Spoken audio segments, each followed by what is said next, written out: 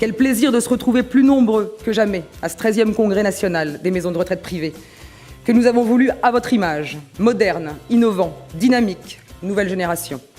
Congrès qui, j'ose l'espérer, traduit à lui seul le chemin parcouru par le CINERPA en 12 ans et la place qu'il occupe aujourd'hui dans le paysage. Nous sommes donc aujourd'hui au 13e Congrès national des maisons de retraite privées, dans ce somptueux palais du Pharo, avec plus de 700 participants, 80 exposants, un parterre de guest stars.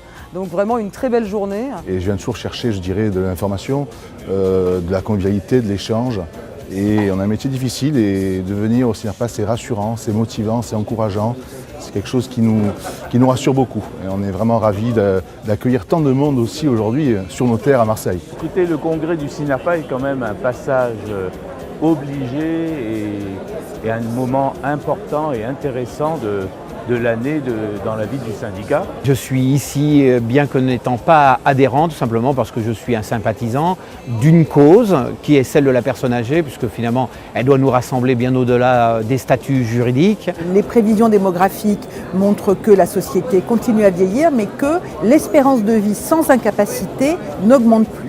Et donc des travaux sur la prévention à la fois individuelle et collective pour que chacun puisse avancer le plus longtemps en âge, en pleine forme. Je pense que c'est vraiment essentiel. La nouveauté de ce congrès, ce que je trouve intéressant aujourd'hui à Marseille, c'est que pour la première fois, le congrès s'ouvre à des acteurs qui ne sont justement pas des maisons de retraite médicalisées, en l'occurrence pour ce qui me concerne, qui sont des résidences services seniors. Le congrès du CINERPA, pour moi, c'est un moment important parce que d'abord, c'est un moment d'échange.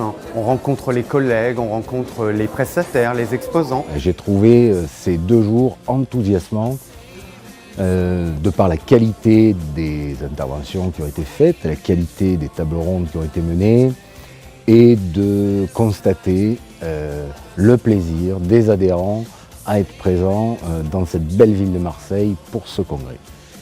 Je ne pouvais pas manquer le déplacement et venir assister à la signature de la convention emploi d'avenir qui engage les adhérents du CINERPA à recruter 1000 jeunes en emploi d'avenir. Et j'en suis sûre, dans un congrès très, très actif, très positif et visionnaire de l'avenir.